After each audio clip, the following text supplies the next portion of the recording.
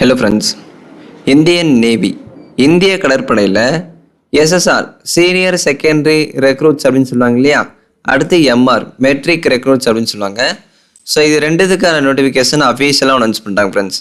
SSR and MR 02/2024 batch notification announce பண்ணிட்டாங்க. கல்யாணம் ஆகாத ஆண்கள் பெண்கள் ரெண்டு பேருமே இதுக்கு அப்ளை பண்ணிக்கலாம். ஸோ எஸ்எஸ்ஆருக்கு அப்ளை பண்ணுறீங்க அப்படின்னா +2 பாஸ் பண்ணியிருக்கணும். +2 இல்லை அப்படின்னா டிப்ளமோ படிச்சிருக்கீங்க அப்படின்னா நீங்கள் அப்ளை பண்ணிக்கலாம். ஸோ +2ல் மேக்ஸ் அண்ட் ஃபிசிக்ஸ் கம்ப்ளீட் பண்ணி ஓவராலாக 50% இருக்குது ப்ரோ அப்படின்னா நீங்கள் அப்ளை பண்ணலாம். இல்லை அப்படின்னா mechanical, electrical, automobiles, computer science, IT, அதான் இன்ஃபர்மேஷன் டெக்னாலஜி, இந்த டிசிப்ளினில் 3 இயர் டிப்ளமோ கம்ப்ளீட் பண்ணி 50% இருக்குது அப்படின்னா நீங்கள் அப்ளை பண்ணலாம். மினிமம் 50 இருந்தால் தான் ஃப்ரெண்ட்ஸ் நீங்கள் அப்ளை பண்ண முடியும். 49.9% இருந்தாலும் அதை கன்சிடர் பண்ண மாட்டாங்க. ரவுண்டாக 50% இருக்குது அப்படின்னா நீங்கள் ட்ரை பண்ணுங்கள், ஓகேங்களா? ஸோ +2 கம்ப்ளீட் பண்ணியிருக்கணும். இல்லை அப்படின்னா இந்த டிசிப்ளைனில் டிப்ளமோ படிச்சிருக்கீங்க அப்படின்னா எஸ்எஸ்ஆருக்கு நீங்கள் அப்ளை பண்ணலாம்.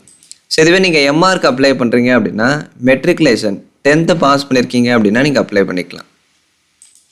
அடுத்து ஏஜ் பாருங்கள். எஸ்எஸ்ஆர் அண்ட் எம்ஆர் இது ரெண்டுத்துக்குமே ஏஜ் வந்து காமன் தான் ஃப்ரெண்ட்ஸ். 1 நவம்பர் 2003 இருந்து April 30, 2007 இந்த இடைப்பட்ட தேதியில் நீங்கள் பிறந்திருக்கீங்க அப்படின்னா அப்ளை பண்ணிக்கலாம். இதில் ஏஜ் ரிலாக்ஸேஷன்லாம் இல்லை ஃப்ரெண்ட்ஸ். அதாவது நவம்பர் 1, 2003 இருந்து 30 ஏப்ரல் 2007 இந்த இடைப்பட்ட தேதியில் நீங்கள் பிறந்திருக்கணும், சரிங்களா? பிறந்திருக்கீங்க அப்படின்னா நீங்கள் அப்ளை பண்ணிக்கலாம். திருமண நிலை, மார்ஷியல் ஸ்டேட்டஸ், கல்யாணம் ஆகாத ஆண்கள் பெண்கள் மட்டும்தான் அப்ளை பண்ண முடியும். ஸோ உங்களுக்கு மேரேஜ் ஆகிருந்தால் நீங்கள் இதுக்கு எலிஜிபிள் இல்லை. அடுத்த terms and conditions, duration of service பார்த்தீங்க அப்படின்னா இது அக்னிபாத் ஸ்கீம் அடிப்படையில் அனௌன்ஸ் பண்ணியிருக்காங்க, சரிங்களா? இதில் என்ன ஒரு பெனிஃபிட் அப்படின்னா இந்த 4 இயர் அக்னிபாத்தை நீங்கள் கம்ப்ளீட் பண்ணிவிட்டு நீங்கள் வீட்டுக்கு போகிறப்ப, அதாவது நீங்கள் போகிறப்ப உங்களுக்கு செட்டில்மெண்ட் அமௌண்ட் வந்து கொடுத்துட்றாங்க. எவ்வளோ அப்படின்னா 5 lakhs அமௌண்ட் வந்து உங்களுக்கு செட்டில்மெண்ட் அமௌண்ட்டாக வரும். கண்டிப்பாக இது உங்களுக்கு யூஸ்ஃபுல்லாக இருக்கும். அந்த 4 இயர்ஸ் நீங்கள் கஷ்டப்பட்டு ஒர்க் பண்ணுறீங்க அப்படின்னா நீங்கள் அதை கம்ப்ளீட் பண்ணிவிட்டு போகிறப்போ உங்களுக்கு செட்டில்மெண்ட் அமௌண்ட்டாக 5 lakhs வந்து தருவாங்க ஃப்ரெண்ட்ஸ். அது எப்படி தராங்க அப்படின்னா சேவா நிதி பேக்கேஜ், சேவா நிதி திட்டம் அப்படின்னு சொல்லிட்டு உங்கள் சேலரியிலேருந்து ஒரு 30% ஆஃப் அமௌண்ட் வந்து பிடிச்சிக்கிறாங்க, சரிங்களா? அப்படி பார்த்தீங்க அப்படின்னா 4வது வருஷத்தோட கடைசியில் அது கிட்டத்தட்ட ஒரு 5 lakhs கிட்ட வருது. அந்த அமௌண்ட்டை தான் நீங்கள் போகிறப்போ உங்களுக்கு செட்டில்மெண்ட் அமௌண்ட்டாக கொடுத்துட்றாங்க, ஓகேங்களா? So first year 30, second 33, third year 36, fourth year 40 கொடுத்துருக்காங்க இல்லையா? இந்த சேலரி கம்ப்ளீட்டாக வராது. இதில் இருந்து ஒரு 30% ஆஃப் அமௌண்ட் வந்து மந்த்லி பிடிச்சிருவாங்க. அப்படி பார்த்தீங்க அப்படின்னா ஃபஸ்ட் இயர் 21, செகண்ட் இயர் 23 வரும், third year 25, fourth year 28,000 salary வரும், ஓகேங்களா? ஸோ உங்களுக்கு புரிஞ்சிருக்கும் அப்படின்னு நினைக்கிறேன். உங்களுக்கு டவுட்ஸ் இருக்குது அப்படின்னா கமெண்ட்ஸில் கேளுங்க. அது போக உங்களுக்கு லைஃப் இன்சூரன்ஸ் இருக்குது, டெத் கம்பன்சேஷனு, டிசபிலிட்டி கம்பன்சேஷனு, ஸோ இந்த பெனிஃபிட்ஸ் எல்லாமே வந்து உங்களுக்கு ப்ரொவைட் பண்ணுறாங்க.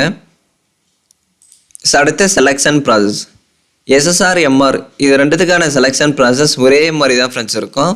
உங்களுக்கு சிலபஸ்ஸு எக்ஸாம் பேட்டர்ன் மட்டும்தான் மாறும். நீங்கள் எஸ்எஸ்ஆருக்கு அப்ளை பண்ணுறீங்க அப்படின்னா ஸ்டேஜ் 1ல் ஷார்ட் லிஸ்டிங் இருக்கும், சரிங்களா? அதாவது உங்கள் 12th மார்க்கு, டிப்ளமோ மார்க்கு யாருடைய மார்க் வந்து அதிகமாக இருக்கோ அதை பேஸ் பண்ணி ஸ்டேட் வைஸ் வந்து ஷார்ட் லிஸ்ட் பண்ணுறாங்க, செலக்ட் பண்ணுறாங்க, சரிங்களா? அடுத்து பார்த்தீங்க அப்படின்னா உங்களுக்கு என்ட்ரன்ஸ் எக்ஸாம் வந்து கண்டக்ட் பண்ணுறாங்க. அந்த என்ட்ரன்ஸ் எக்ஸாம் எப்படி இருக்கும் அப்படின்னா கம்ப்யூட்டர் பேஸ்டாக இருக்கும். சிஸ்டமில் எக்ஸாம் வந்து அட்டன் பண்ணுற மாதிரி இருக்கும். மொத்தம் 100 கொஷின் இருக்கும் ஃப்ரெண்ட்ஸ். ஒரு கொஷனுக்கு 1 மார்க் சொல்லியிருக்காங்க. கொஷின் பேப்பர் இங்கிலீஷ் அண்ட் ஹிந்தியில் மட்டும்தான் இருக்கும், தமிழில் இருக்காது. நீங்கள் இங்கிலீஷில் அட்டன் பண்ணிக்கலாம்.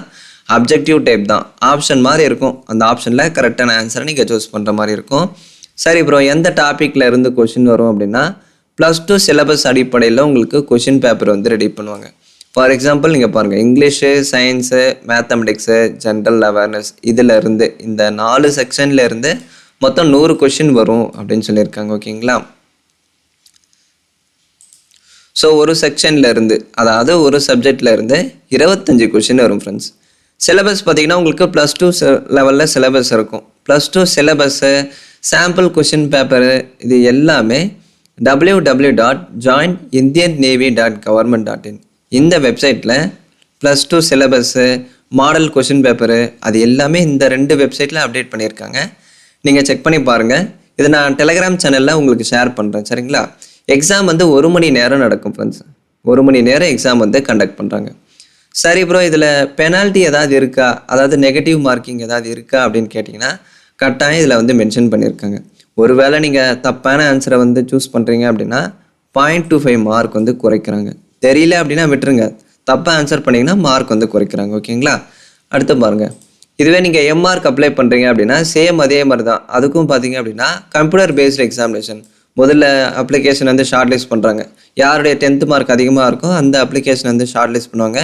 அடுத்து அவங்களுக்கு சிபிடி கண்டக்ட் பண்ணுறாங்க. இதில் வந்து 50 கொஷின்ஸ் இருக்கும். ஒரு கொஷினுக்கு 1 மார்க் சொல்லியிருக்காங்க. Same question paper English and ஹிந்தியில் இருக்கும். இங்கிலீஷில் அட்டன் பண்ணலாம். ஸோ 10th இருந்து சயின்ஸ், மேத்தமெட்டிக்ஸு, ஜென்ரல் அவேர்னஸ் இதில் இருந்து தான் உங்களுக்கு கொஷின்ஸ் வரும் 10th சிலபஸ் அடிப்படையில். அதே மாதிரி 10th syllabus, sample question paper இது எல்லாமே இந்த 2 வெப்சைட்லேயும் இருக்கும். செக் பண்ணிக்கோங்க. 30 நிமிஷம், அரை மணி நேரம் எக்ஸாம் வந்து கண்டக்ட் பண்ணுறாங்க. ஓகேங்களா? இதுலேயும் வந்து 0.25 மார்க் நெகட்டிவ் இருக்குது ஃப்ரெண்ட்ஸ். அதாவது தெரியல அப்படின்னா விட்டுருங்க, தப்பாக ஆன்சர் பண்ணிங்க அப்படின்னா பெனால்ட்டி இருக்குது, மார்க் வந்து குறைப்பாங்க. அடுத்து பாருங்கள், எக்ஸாம் ஃபீஸ். எக்ஸாம் ஃபீஸ் வந்து 550 கொடுத்துருக்காங்க. நீங்கள் எஸ்எஸ்ஆருக்கு அப்ளை பண்ணுறதா இருந்தாலும் சரி, எம்ஆர்க்கு அப்ளை பண்ணுறதா இருந்தாலும் சரி, ரெண்டுத்துக்குமே காமனாக இப்போ நீங்கள் எஸ்எஸ்ஆருக்கு அப்ளை பண்ணுறீங்க அப்படின்னா 550 பே பண்ணணும்.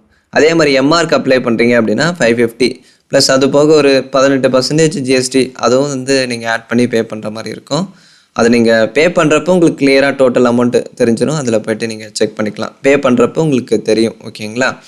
அடுத்து பாருங்கள், ஸ்டேஜ் 1ல் சிபிடி, ஸ்டேஜ் 2ல் எஸ்எஸ்ஆர், எம்ஆர் ரெண்டுத்துக்கும் physical fitness, return exam, medical exam வந்து கண்டக்ட் பண்ணுறாங்க. இப்போ ஃபிசிக்கல் ஸ்டாண்டர்ட் அப்படின்னு பார்த்தீங்கன்னா உங்கள் ஹைட்டு, வெயிட்டு, செஸ்ட் மெஷர்மெண்ட்டு இதெல்லாமே செக் பண்ணுவாங்க. அடுத்து physical fitness, male and female 2 பேருக்குமே ரன்னிங்கு, ஸ்குவாட்ஸு, புஷ்அப்ஸு, சிட்டப்ஸ் வந்து கண்டக்ட் பண்ணுறாங்க. So male category 1.6 kilometre running 6 minutes 30 seconds complete பண்ணிடணும். அடுத்து 20 ஸ்குவாட்ஸ் இருக்கும், 15 புஷ்அப்ஸு, 15 சிட்டப்ஸ் வந்து கண்டக்ட் பண்ணுறாங்க. இதுவே ஃபீமேல்ஸாக இருக்கீங்க அப்படின்னா 1.6 கிலோமீட்டர் ரன்னிங் 8 minutes நீங்கள் கம்ப்ளீட் பண்ணுற மாதிரி இருக்கும். ஸ்குவாட்ஸ் 15 இருக்கும், புஷ்அப்ஸ் 10 இருக்கும், சிட்டப்ஸ் 10 வந்து கண்டக்ட் பண்ணுறாங்க. அடுத்த மெடிக்கல் எக்ஸாமினேஷன் இருக்கும் ஃப்ரெண்ட்ஸ். ஃபைனலாக மெரிட் லிஸ்ட் வந்து ரிலீஸ் பண்ணுவாங்க இந்த வெப்சைட்டில். அதாவது உங்கள் CBT performance, physical fitness, medical exam, இந்த செலெக்ஷன் ப்ராசஸ்ஸு இதனோட பர்ஃபார்மன்ஸை பேஸ் பண்ணி ஃபைனலாக, அதாவது ஸ்டேஜ் 1ல் சிபிடி கண்டக்ட் பண்ணுறாங்க இல்லையா, அதனுடைய பர்ஃபார்மன்ஸு, அடுத்து இந்த ஸ்டேஜ் 2 இந்த ஃபிசிக்கல் ஃபிட்னஸ்ஸு, மெடிக்கல்லு இதில் நீங்கள் எப்படி பர்ஃபார்ம் பண்ணுறீங்க, யார் பர்ஃபார்மன்ஸ் நல்லா இருக்கோ அவங்கள வந்து செலக்ட் பண்ணுவாங்க. ஸோ அவங்கள தான் வந்து அவங்களுக்கு ஒரு ஃபைனல் மெரிட் லிஸ்ட் வந்து ரெடி பண்ணுவாங்க. சரிங்களா?